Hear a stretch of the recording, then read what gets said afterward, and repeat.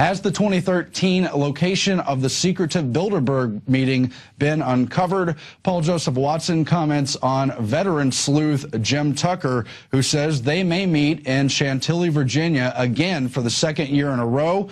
Of course, the Bilderberg have been very angry at all the exposure and news coverage, but they find it a convenient place to meet because it's right outside of Washington, and apparently may meet there. You could expect Alex Jones and plenty of supporters to protest their actions if that does happen. Now, I asked the question earlier today, is George W. Bush depressed? This is after a hacker leaked emails from Bush family members and some of their contacts and friends. It revealed things like correspondence about concern of the hospitalization of the elder Bush, arrangements for various family gatherings and events, but it also revealed some paintings and sketches done by George W. Bush. One of them is on screen there, spending a lot of time in the bathtub and in the shower, long reflecting moments, just kind of thinking, perhaps stewing in his own juices. So I'm asking the question, is he depressed? There were reports in 2004 that he was treated for heavy depression through very serious psychotropics, and various reports on how he was allegedly coping with his depression persisted through the end of his term. And we've seen it in history. LBJ and Nixon both became extremely depressed after they left their time in office, and they were both extremely corrupt presidents, just as Bush was.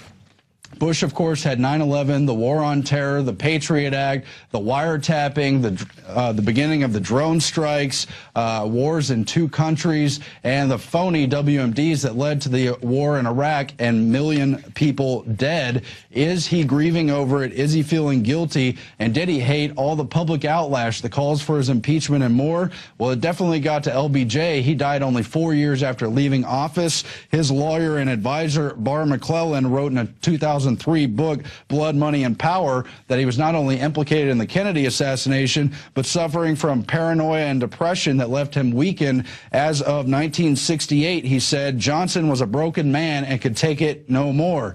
Nixon, of course, was very upset after being forced out of office over Watergate, over threats of impeachment. He was known for being extremely reclusive, paranoid as well, and very depressed, kept away from the media.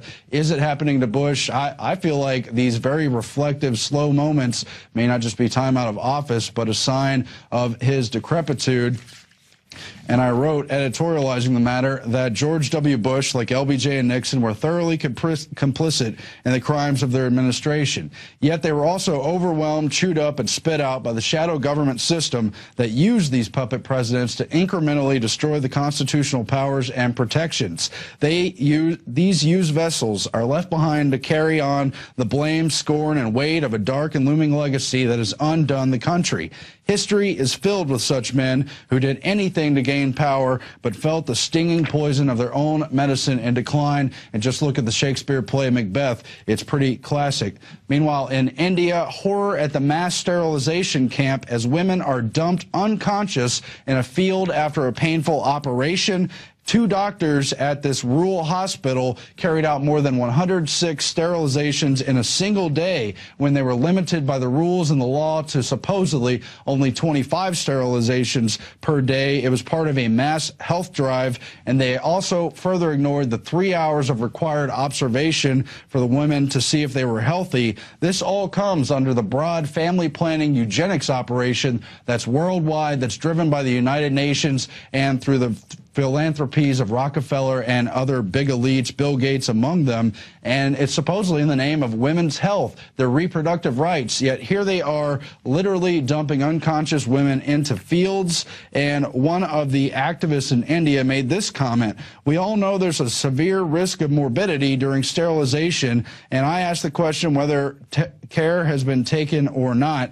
Well, that is, of course, an understatement. You remember a report about 1.5 years ago that India was offering cars and TV sets as prizes for those who submitted to sterilization, and it's been even worse in the past, as they've had forcible sterilizations for some time. They're, of course, an overpopulated country, but they were the very first to be put under this globalist family planning eugenics regime way back in 1952. in the mid-70s under Indira Gandhi, the daughter of the first Prime Minister Nehru of India. They instituted a supposed national emergency and forcibly sterilized in sterilization camps more than 8.3 million women, and more than 5,000 of them died. A horrible, atrocious legacy. You just saw the story where the family planning police in China ran over the 13-month-old boy because the parents had too many children and didn't want to pay the fine. It's a disturbing legacy, but something we all need to know about. We need to understand what these elites are up to. With that, I'm going to go to just part of a special report on eugenics I did during one of the very first broadcasts of the InfoWars Nightly News. We'll end the night with that report. Are we ready with it over there, guys? We are, of course, live, so let's cue that up now. You can see the rest of it on YouTube at the Alex Jones channel under the name Global Extermination List Exposed. But if you're watching that report, you probably see there's been a big transformation between the me you see tonight and the me from a year and a half ago. And people always ask me how I lost the weight. Well, I was on the longevity regiment. You can find it at InfoWarsTeam.com. It's not even that we're here to plug. It's just I'm trying to help people get healthy because it's one of the keys to turning things around, awakening our minds. And if you go over to the Healthy Blood Sugar Pack, you get your Beyond Tangy Tangerine, your EFAs, that's omega-3 and omega-6. The body needs it but can't make it. You also get OsteoFX. It's got vitamin D, calcium, and magnesium. And the other key, Sweet Ease, it's got vanadium and chromium, really helps regulate the blood sugar, can help you lose weight if you do the exercise, if you eat right. For me, that meant avoiding a lot of carbs, cutting down big time on breads, pastas, and other things. Just a little hint if you're wondering about my personal transformation. But we've seen in so many ways how the authoritarians, how the New World Order elites will do anything to achieve their agenda, and they've really lost sight of humanity in the meantime. With that in mind, we turn to our daily quote, putting just one of those examples into sharp focus. Interviewer Leslie Stahl said, "We have heard that 500,000 children have died. I mean, that's more children than died in Hiroshima. And you know, is that price worth it?" Talking about Iraq. Albright says, "I think it's a hard choice, but the price, we think the price is worth it."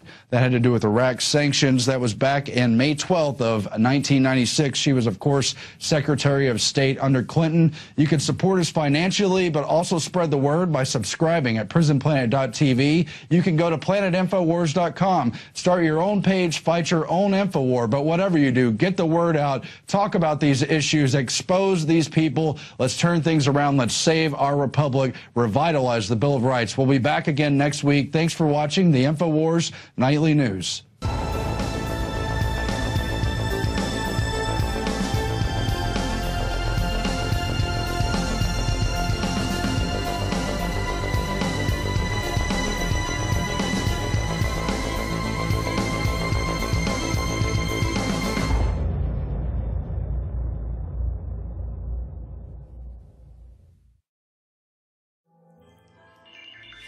Alex Jones here with a message that could revolutionize health in this country. Going back about a year and a half ago, I began to learn about the incredible health effects of longevity products. Aaron Dykes lost 92 pounds. We're going to show you some before and afters.